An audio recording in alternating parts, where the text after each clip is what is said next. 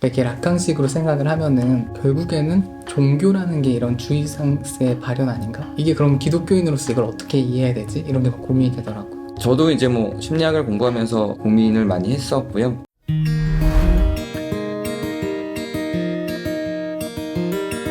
그리고 이게 락강 얘기가 많이 나오더라고요. 사실 저는 락강에 대해서 전혀 몰랐는데 이 책을 읽으니까 어디 가서 더 많은 척 할 수 있을 것 같은 느낌이 들었거든요. 네. 그래서 되게 쉬운 락강 입문서 같다 이런 느낌도 들긴 했는데 그래도 이 책을 이제 보실 분들이 락강에 대한 배경 지식이 조금 있으면은 조금 더 수월하게 보실 수 있을 것 같아서 좀 간단히 좀 소개해 주실 수 있나요? 정신과 의사고요. 30대에 이미 이제 세계적인 스타가 된 그런 정신과 의사였어요. 그런 논문들 하나하나가 되게 주옥 같고, 이제 결정적으로 프로이드가 이제 락강이 있던 당시에 프로이드가 되게 많이 비판을 받았어요. 너무 성적으로 치우친 부분이 있고, 네. 프로이드의 이론이, 프로이드가 살았을 당시에는 뭐 굉장한 이슈였고 엄청난 발견들을 정말 많이 했는데, 시대가 흘러가면서 프로이드가 폄훼되는 상황 속에서 정신분석 자체가 사실 좀 폄훼되고 있었죠. 근데 그 락항이라는 혜성같이 나타난 그 정신과 의사가 프로이드로 돌아가자 이렇게 외치면서 그 심리학계를 한번 뒤집었는데요. 가장 중요한 포인트가 뭐냐면, 이제 프로이드는 인간의 성격의 원리를 초자, 자아, 이드 이렇게 구분을 해요. 네. 그래서 그 이드라고 하는 건 원래 영어로는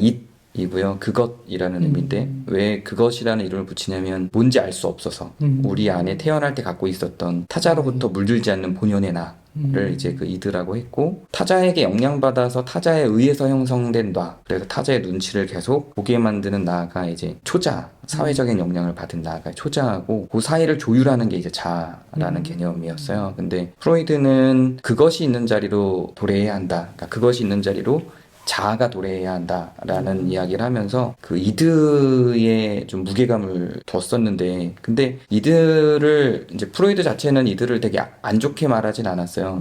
그러니까 이드가 본연의 나라는 거지 그게 무슨 안 좋은 본능에 충실한 이렇게 본 건 아닌데, 후대 학자들이 특히 그 프로이드의 딸인 안나 프로이드가 아버지가 그렇게 주장했던 게 싫었나 봐요. 그래서 완전히 뒤집어 버려서 이들을 무시하고 자아 강화를 시키고, 심지어는 오히려는 더 나아가서 그 초자 중심적인, 그러니까 타자의 눈치를 보고 타자들 중심으로 나를 희생시켜서 살아가는 방식의 그런 원리로 이거를 뒤집어 버렸죠. 네. 그래서 오히려 이제 프로이드가 없어지면서 안나 프로이드의 그 심리학이 대세였는데, 근데 락항이 다시 나타나서 다시 이드로 돌아가기를 요청하는 그런 욕구를 찾고 감정에 집중하고, 이런 타자의 시선보다 오히려 자기 본연의 그 욕구를 충족시키고 만족시키는 것에 더 관심을 가져야 되고, 이 욕구나 감정이 부정적이거나 죄스러운 게 아니라 오히려 충족시키고 받아줬을 때 훨씬 긍정적인 감정들을 많이 생산하고 있기 때문에, 그 이들을 억압하면 그런 긍정적인 감정들도 다 억압이 되잖아요. 그래서 프로이드로 돌아가자라고 외치면서 이 욕구를 충족시키고 감정으로 시선을 돌리는데 심리학의 흐름을 전환시켰던 학자입니다. 그 중에 이제 사랑이 있었던 거고요. 제 책에 나온 락항은 초기 락항 이야기라서 후기에는 좀 의견이 바뀌기는 해요. 자기 생각이 조금 바꾸나요? 융도 유명하잖아요. 네. 융과의 관계는 어떤가요? 락항은 프로이드로 돌아가자라고 얘기했을 때는 이제 융의 심리학은 비판적으로 바라보고요. 어쨌든 프로이드하고 융이 서로 대립되는 관계 속에 있었기 때문에 긍정적으로 보진 않는데, 어떤 지점에서 충돌하냐면, 이제 융도는 집단 무의식을 얘기하잖아요. 그러니까 집단 무의식이라는 거는 인류가 갖고 있는 고유의 무의식이 있다고 보는 거죠. 네. 대표적인 예로 신화를 보면 어느 나라에도 비슷한 신화들이 다 있고, 이런 걸 보면 인간들이 공유하고 있는 어떤 기본적인 공통의 그런 무의식, 집단적인 무의식이 있는데, 그거를 분석하는 게 이제 융의 방식이라면, 이제 락항은 그렇지 않다. 모든 문화마다 다르고 모든 가족마다 다르고, 심지어는 각 개인이 갖고 있는 의식 체계와 정서적인 체계가 다 다른데 어떻게 그거를 집단 무의식이라는 개념으로 퉁쳐서 만들어낼 수 있냐, 이렇게 해서 좀 융의 이론에 반대를 해요. 대표적인 사례로 요즘에 많이 나오는 그런 MBTI도 지금은 16개지만 이미 융 때 그 체계는 만들어져 있었거든요. 근데 융이 만든 체계는 이제 한 12개 정도인데, 그 체계를 통해서 어떤 성격 유형을 분류하는 문제에 있어서도 이제 락항은 반대를 하죠. 그런 거. 그러니까 각각 개인이 전부 다른데 그걸 어떻게 12개로 나눠서 퉁쳐서 하나가 다 묶을 수 있냐, 이런 차이가 있죠. 그래서 저는 이제 요즘에 기독교를 생각할 때 뭔가 욕망 이거에 대해서 좀 관심이 있었거든요. 그러니까 어떤 거냐면 교회에서 금욕해야 된다 이런 메시지들이 많이 있었잖아요. 근데 저는 금욕 자체가 하나의 욕망이라는 생각이 들더라고요. 금욕을 하고 싶다는 욕망이다. 좋은데요?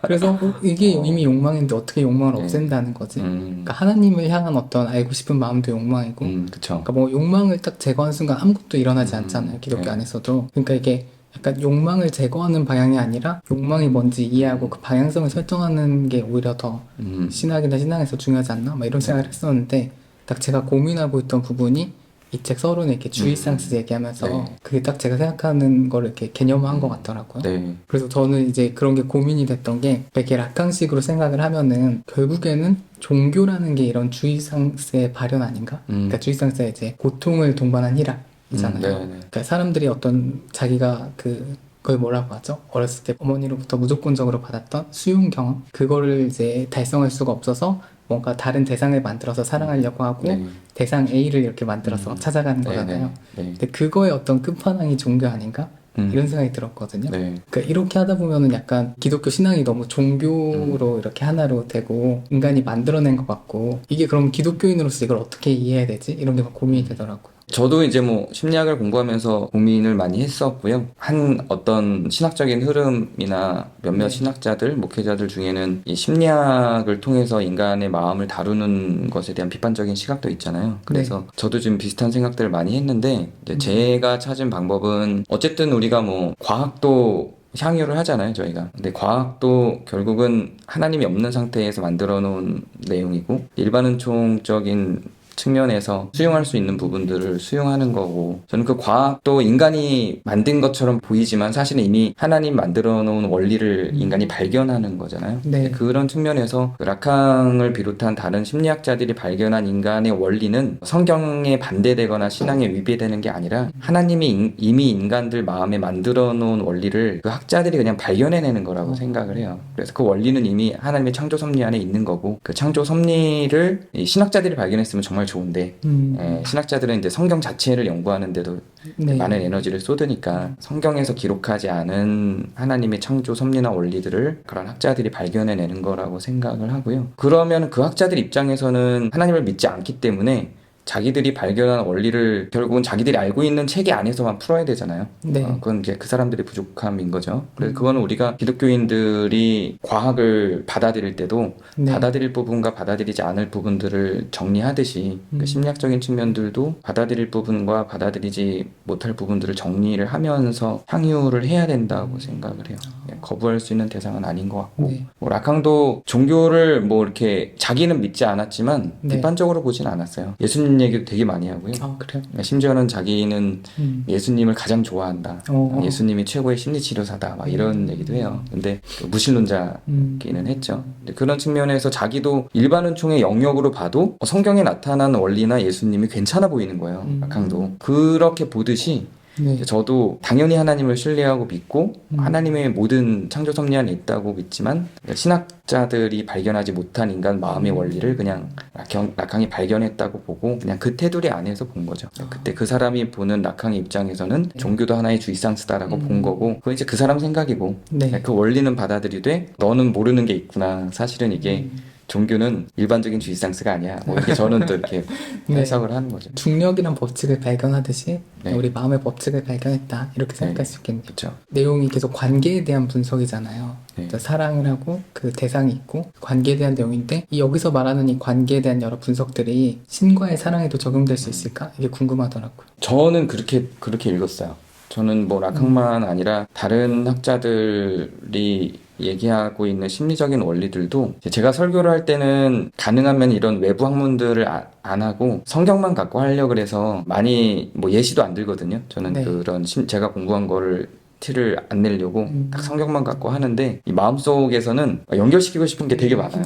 되게 많아서 실제로 그 심리학자들이 발견한 그 원리를 그냥 인간 관계만의 원리가 아니라 하나님과 우리 관계의 원리로 저는 되게 많이 적용이 된다고 보고 실제로 저는 적용시켜서 제 신앙에 도움을 많이 받기도 하고 그래요. 뭐 대표적으로 조금만 얘기해 주실 수 있나요? 지금 이 책에 나온 내용으로만 봐도 우리는 이제 하나님과 우리의 사랑을 좀 되게 일방향적으로 받아들이잖아요. 그래서 네. 하나님이 우리를 사랑하고 그래서 그 아가페적인 사랑이 위대하고 그래서 우리는 단지 감사할 뿐이고 은혜로 보답할 뿐이고 뭐 이렇게 얘기를 하잖아요. 근데 좀 라캉 말을 좀 빌리면 라캉이 예수님의 사랑을 분석을 한 내용이 있어요. 그래서 네. 목사님들이 잘 모르는 게 있다. 그러면서 라캉이 이제 세미나 중에 한 말인데 예수님이 주기만 한 사랑을 하진 않았다. 예수님이 주기만 하지 않았고 다 주고 모든 걸 주긴 줬는데 다 주고 십자가에 못 박혀 돌아가시고 부활하고 나서 제자한테 다가가서 너희가 나를 사랑하느냐 이렇게 물었다. 예수님도 결국은 사랑받기를 갈망했고 지금은 봐라 온 세상이 다 예수를 사랑한다. 사랑하는 자에서 사랑받는 자로 전환한 스토리가 예수의 스토리다. 그리고 성경에도 보면 이제 여기까지는 라캉 얘기고요. 네. 저도 그런 관점에서 보니까 하나님도 이제 힘써 하나님을 알자. 네. 이렇게 제안하기도 하고 단지 그냥 주기만 하는 데서 끝나지 않고 결국은 어떤 상호적 관계로 사랑을 갖고 들어가거든요. 그래서 저는 그런 측면에서 이거는 받기만 하고 끝나는 게 아니라 왜 이런 말도 있잖아요. 신학의 그 인간 100 하나님 100 하나님은 전적으로 우리한테 은혜를 베풀어 주셨으나 또 우리도 상호적으로 가는 거고 하나님은 그것까지 다 알고 계시고 거기까지 다 바라보고 계셨을 거다라고 저는 이렇게 적용을 하죠. 네. 딱 이 부분도 제가 궁금했는데 책에서 이제 상호적 사랑이 좀 더 성숙한 형태의 사랑으로 그려지잖아요. 네. 이제 됨의 사랑과 가짐의 사랑을 지나서 이렇게 상호적 사랑으로 나아가는데 우리가 하나님과 상호적 사랑을 할 수가 있을까? 거기서 이제 주체성이 중요하다고 얘기를 해주시는데 네. 신앙이라는 게 주체성이 어떻게 발휘될 수 있나 이게 궁금하더라고요.